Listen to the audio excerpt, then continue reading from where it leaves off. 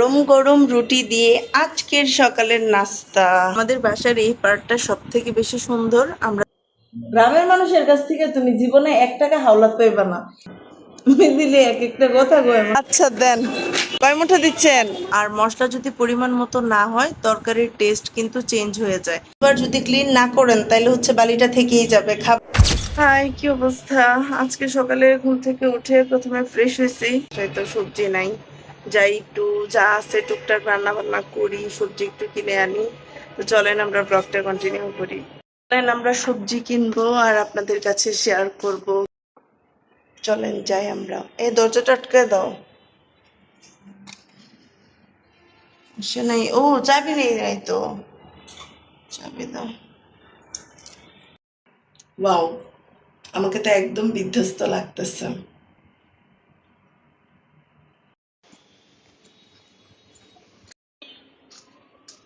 চলেন চলেন যাই, দেখি কি কিনা যায়।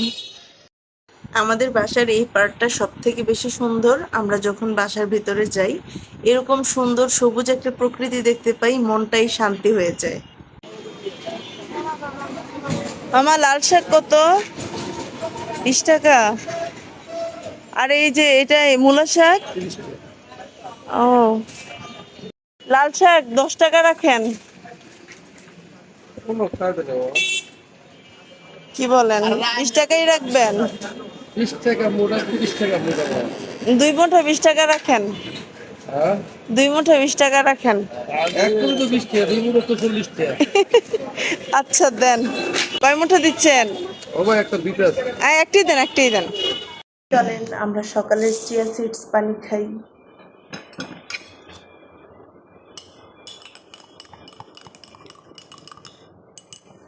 বিসমিল্লাহ।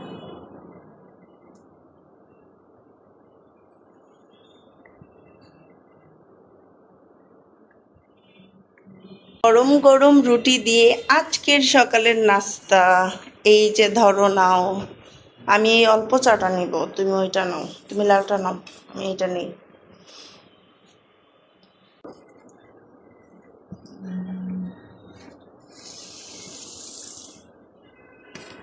রুটিগুলো নরম না? রুটিটা কিন্তু একদম নরম। আমরা যখন হচ্ছে আনতে গেছিলাম তখন দেখি মাত্র ওভেন থেকে নামাইছে।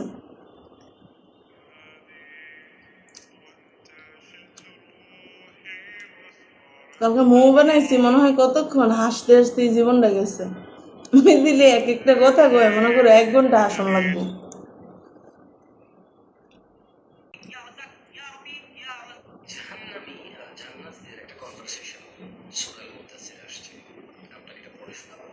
জামশেদ মজুমদার সব কিছু যেই দাম রাহে, মানে খালি প্যাকেজিংটা প্রিমিয়াম রাহে, বাকি সব কিছু দাম।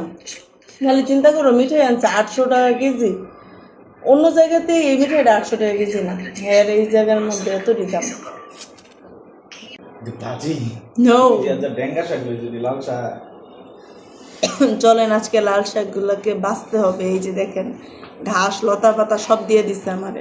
সবজি ডেঙ্গা একটা লাল শাক এটি ডেঙ্গা না, এটি লাল শাক। সবজি ডেঙ্গা কইছে তোমারে। মিক্স থাকে কিন্তু আজকে ঠিক কোনো মিক্স নাই, সবজি ডেঙ্গা মিক্স। হ্যাঁ, কি কো? দেও না তুমি, আমার তো 20টা টাকা নিচ্ছে, 20টা টাকা। ডেঙ্গা বৃষ্টি লাল বৃষ্টি। মূলা শাক কেডা খায়? মূলা শাক তো আমার কাছে একটুও মজা লাগে না। এটা নাকি 30 টাকা। মূলা শাক কে রান্না করছিল? আমি খাইছি না কোনো সময় মূলা শাক।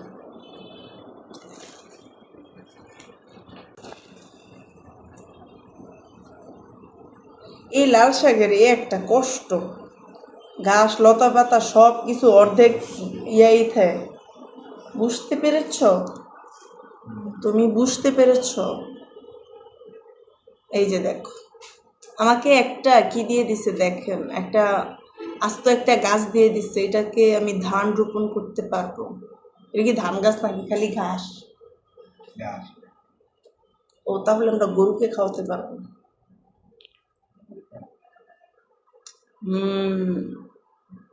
গরু পেলেই বড় লোক হতে হবে। আমার চাচা বলেছে, আমার তাপস কাকু কইছে যারা গরু পালে হেরার ইনকামটা হইতেছে সব থেকে বেশি হালাল। 1 টাকা নাকি কোনো 2 নাম্বারই থাকে না। কি দেও আমি কি কষ্ট করতেছি, আমার তো জান্নাত রেডি। মানে মিলে গেছে যারা মানুষ অনেকে তো করে, যারা কি গ্রামের অর্ধেক মানুষও এরকম করে। সহজ সরল চাচারাও গ্রামের গরু দানা ইয়া দাও বকা দাও, এটা নিয়ন্ত্রণ নেই। না। সুদ আছে, সুদ কি খালি টেয়ার বদলে টেয়া, জমি কর দাও সুদ, তাই গরু বকা দাও, এটা সঠিক নিয়ম না হলে এটা সুদ হয়ে যায়। তাই হ্যাঁ, আমরা তো জানি না। আমরা তো মনে করি যে গ্রামের সহজ সরল মানুষগুলা সুদ খায় না। এরা সুদের সুদ মনে করে না, কেননা হ্যাঁ হ্যাঁ, ঠিকই বলছিস।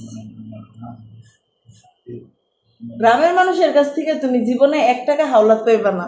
আবার তুমি খোঁজ লাগাও যে হইতেছে সুদে টাকা পাওয়া যাবে নি, আরে একদম রেডি পাওয়া যাবে তো। ওই যে ওই চাষির কাছে, ওই দাদার কাছে আইনা দিতাম পারো, গরুতে আইনা দিব। হ হ, ঠিক কই। আমরা দুইজন লাল শাক বাছতেছিলাম আর বিভিন্ন ধরনের গল্প করতেছিলাম। আমরা দুজন একসাথে থাকলে ঠিক এইভাবেই গল্প করতে থাকি, আমাদের কাহিনী যেন শেষই হয় না। গল্প করতে করতে আমার লাল শাক কাটাকাটিও শেষ। আমি যখন কাজ করি আমার হাজবেন্ড আমার সাথে বসে এইভাবেই গল্প করে। আমরা আজকে আমাদের যে কথাবার্তা ছিল সবকিছু ভিডিওতে অ্যাড করে ফেলেছি।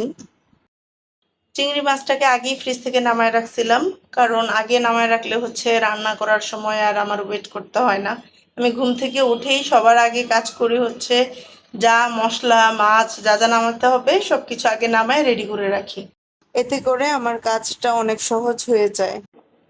চলেন আজকে কি কি রান্না করব সবকিছু আপনাদেরকে দেখাই। এখানে হচ্ছে চিংড়ি মাছ, আজকে চিংড়ি মাছ হচ্ছে ভুনা করব। এই যে ডাল আমি আগে ভিজে রাখছিলাম, ডালটা যদি আগে থেকে ভিজে থাকে রান্না করতে সময়টা কম লাগে।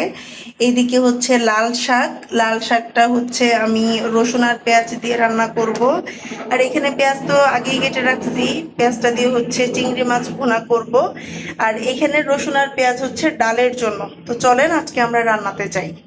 লাল শাকটাকে আগে হচ্ছে আমি ক্লিন করছি, তারপরে কেটে নিচ্ছি। লাল শাকের মধ্যে কিন্তু অনেক বালি থাকে, 4-5 বার যদি ক্লিন না করেন তাহলে হচ্ছে বালিটা থেকেই যাবে, এবারে টেস্ট একদম নষ্ট করে ফেলবে।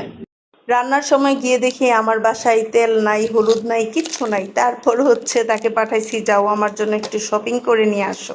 আমার রান্নাঘরের শপিং এগুলা। আমরা হচ্ছে সবসময় রাঁধুনিরটা ইউজ করি, আজকে হচ্ছে ACI পিওরেরটা আনছে, দেখি রান্না করে টেস্ট কেমন হয়।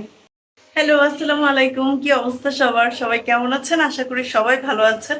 আলহামদুলিল্লাহ আমিও ভালো আছি। তো চলেন আজকের রান্নাটা আমরা শুরু করি।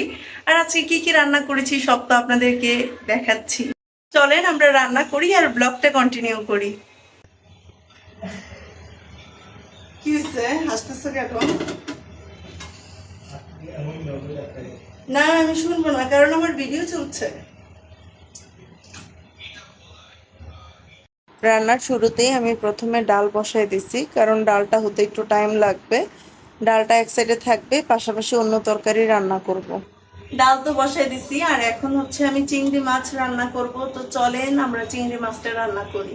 চিংড়ি মাছটা আমি কিভাবে রান্না করেছি আপনাদের কাছে শেয়ার করি। প্রথমে হচ্ছে আমি তেল দিয়েছি, তারপর পেঁয়াজটা দিয়ে দিয়েছি। অনেকে চিংড়ি মাছটাকে আলাদাভাবে ভাজে, কিন্তু আমি চিংড়ি মাছটাকে আলাদাভাবে ভাজি না, আমি এইভাবে ভাজি, তাহলে চিংড়ি মাছটা ওইরকম ড্রাই হয় না।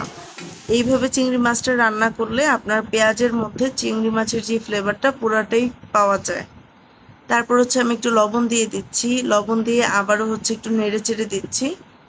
যখন ভাজা শেষ হয়ে যাবে, এরকম লাল হয়ে যাবে, তখন একটু পানি দিয়ে দিবেন। তারপর হলুদ, মরিচ, জিরা, ধনিয়া যা যা লাগে একদম পারফেক্টভাবে দিয়ে দিবেন।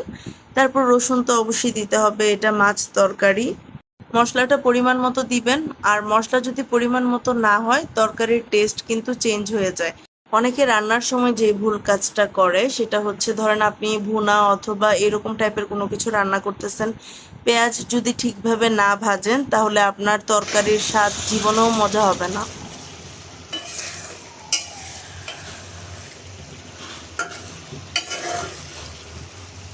তো এই তো আমার রান্না করা কিন্তু একদম কমপ্লিট। চিংড়ি মাছ রান্নাটা আমি কিভাবে করেছি চাইলে একদম পুরো ডিটেলসে আপনাদেরকে একটা আলাদা ভিডিও আমরা দিতে পারবো। আর আমার চিংড়ি মাছ রান্নাটা কেমন হয়েছে অবশ্যই কমেন্ট সেকশনে গিয়ে জানাবেন। চলেন এইবার আমি হচ্ছে লাল শাক রান্না করব। তেলটা যখন একটু গরম হয়ে আসছে তখন হচ্ছে পেঁয়াজ আর রসুন দিয়ে দিছি। পেঁয়াজ রসুন যখন ব্রাউন কালার চলে আসছে, এটা ওইরকম ব্রাউন কালার না, মানে হালকা ভাজা হয়ে আসছে, তখন হচ্ছে আমি লাল শাকটা দিয়ে দিচ্ছি। তারপর হচ্ছে আমি কাঁচামরিচ দিচ্ছি, আর কাঁচামরিচ তো অবশ্যই দিতে হবে। পরিমাণ মতো লবণ দিবেন, কারণ শাকটা যখন দিবেন দেখবেন যে অনেক বেশি লাগতেছে, একটু অল্প হয়ে আসলে তারপর লবণটা দিবেন। আমার একদিকে হচ্ছে লাল শাক হচ্ছে, এইদিকে হচ্ছে ডাল। আমার রান্না করা প্রায় কমপ্লিট, কারণ আমার চিংড়ি মাছটা রান্না করাও শেষ। এই আজকে এই সিম্পল খাবার দাবারই আমার আজকের ব্লগে থাকে। লাল শাক রান্নাটাও হয়ে গেছে, দেখেন কি সুন্দর লাগতেছে। আজকে আমার জামাই শুধু শুধুই আমাকে বলতেছে এগুলো নাকি লাল শাক না, আমাকে নাকি ডাঁটা শাক ধরাই দিছে। পরে আমি বলছি যে না, এটা লাল শাকই। আমার অনেকগুলা কাপড় জমে গেছে, আজকে গোসল করার আগে অবশ্যই এই কাপড়গুলাকে মেশিনে দিতে হবে। তো চলেন কাপড়গুলা দিয়ে দিই, না হয় এইভাবে জমতে থাকলে আমার কাপড়ের পাহাড় হয়ে যাবে, তারপর আমি ধুইতে পারবো না। এত অলস হয়েছি আমি। অলস না, কাজ টাজ করে আর আমার মন থাকে না কাপড় ধুইতে, খালি নামাই আর পরি। তোমাদেরকে মেশিনে ঢুকিয়ে দিই। হ্যাঁ, এত কাপড়, এখানে তো আরো কাপড় আছে, সারছে কাম। আজকে সব ক্লিন করতে হবে। এই তোমার আর কাপড় আছে? হ্যাঁ, কিন্তু মেশিনে তো এমনি কাপড় ভরে গেছে। দেখো কি অবস্থা, এই যে দেখো। মিথিলার কাপড়ও মনে হয় নিচে আছে। না মিথিলার না, মিথিলার না, আর দিও না। গেঞ্জি থাকলে দাও। দাও। সব দিই, সব। হ্যাঁ, এগুলো দিবা? আসলে রান্না বান্না করে আমি যে আসলে কখন কাপড় দিব, কারণ এইভাবে কাপড় খালি চেঞ্জ করি আর পরি, কাপড় আর মেশিনে খালি দিতেই থাকি, এটাকে আর ক্লিন করতে দেই না। কি পরিমাণ অলস হইছি আমি। আমার হচ্ছে আজকে এত ক্ষুধা লাগছে, কি আর বলবো। নামাজ পড়ে এক দৌড়ে খাবার টেবিলে চলে আসছি, যেভাবে ছিলাম ওইভাবেই চলে আসছি। তো চলেন আজকের খাবারটা আমরা খাই, দেখি রান্না বান্না করলাম কেমন হয়েছে।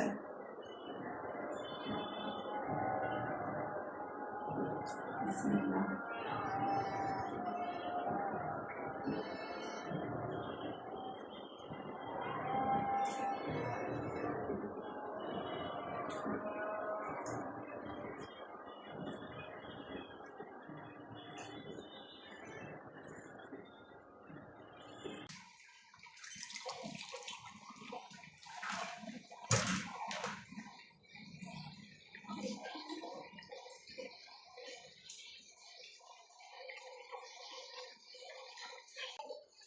আজকে আমি একা একাই ভাত খাচ্ছি, কারণ বাসায় কেউ নাই। বাসায় যখন কেউ না থাকে আমার খাবারের এই দশাই থাকে, লেট হয়ে যায় খাবার দাবার খাইতে। গল্প করতে করতে আমরা ভিডিওর একদম শেষের দিকে চলে আসছি। তো আমাদের আজকের ভিডিওটি আপনাদের কাছে কেমন লেগেছে অবশ্যই কমেন্টস করে জানাবেন। যদি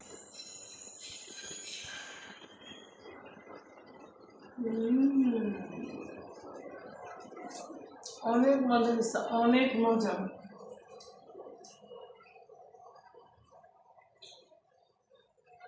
সবাই ভালো থাকবেন, সুস্থ থাকবেন। আর আমার নতুন নতুন ভিডিওগুলো যদি আপনারা পেতে চান অবশ্যই আমার পেজটাকে ফলো দিয়ে পাশে থাকবেন। See you in the next blog. আল্লাহ হাফেজ সবাইকে।